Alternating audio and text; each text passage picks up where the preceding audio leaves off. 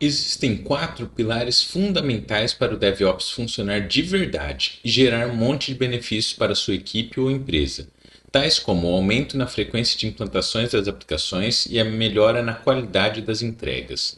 Se algum deles não estiver de pé, você pode até conseguir pequenas melhorias, mas não vai desfrutar de tudo que o DevOps pode te entregar. Então vamos ver o primeiro deles, que possivelmente é o mais importante: a comunicação.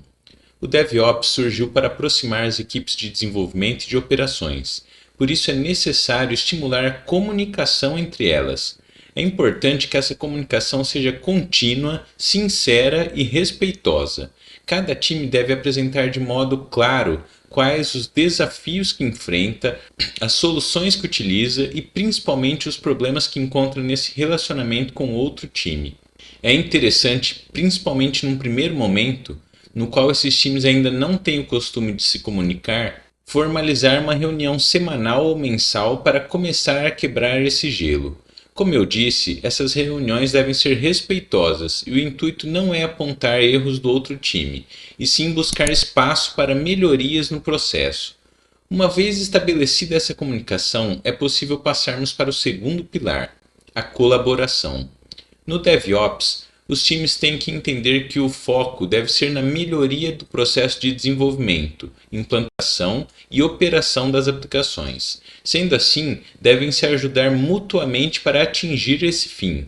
Para isso, devem entender que cada decisão que tomam, por exemplo, o uso de uma determinada tecnologia ou modo de trabalho, pode impactar diretamente no trabalho do outro time. Por isso, é importante uma aproximação entre eles, e as decisões precisam ser entendidas e aceitas por todos para poder explorar as sinergias.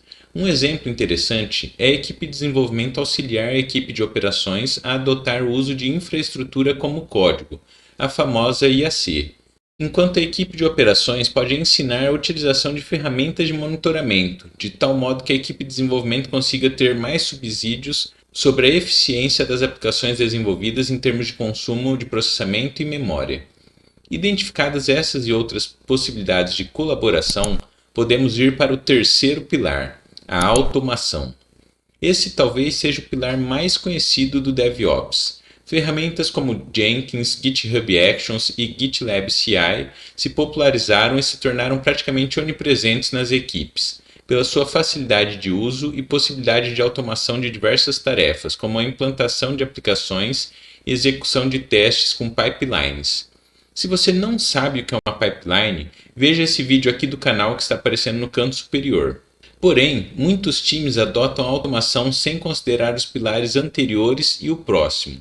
Com isso, essa automação fica meio capenga, muitas vezes gerando erros que poderiam ser facilmente identificados com uma boa prática de DevOps.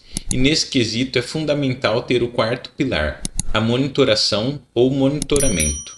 A monitoração é uma área muito vasta que vai permitir acompanhar não somente o consumo de processamento e memória nos ambientes, mas também medir tempos das tarefas que foram automatizadas, identificação de erros nas aplicações, tanto por meio de execuções de testes antes da implantação, como pela observação de logs nos ambientes, e mesmo avaliar métricas de negócio usando as Key Process Indicators, conhecidas por KPIs. Até aqui, espero que você tenha entendido, e pode parecer que acabou, mas nesse ponto chegamos à mágica do DevOps.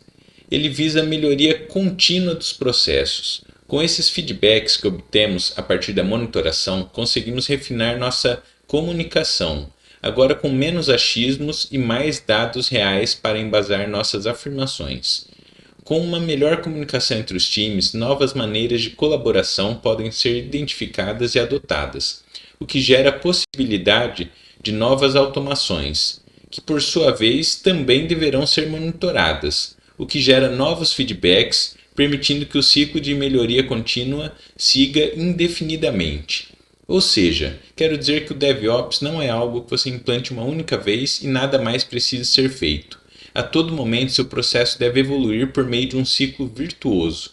Comenta aí se você já enxergava o DevOps desse modo ou se esse vídeo foi útil para melhorar seu entendimento do processo.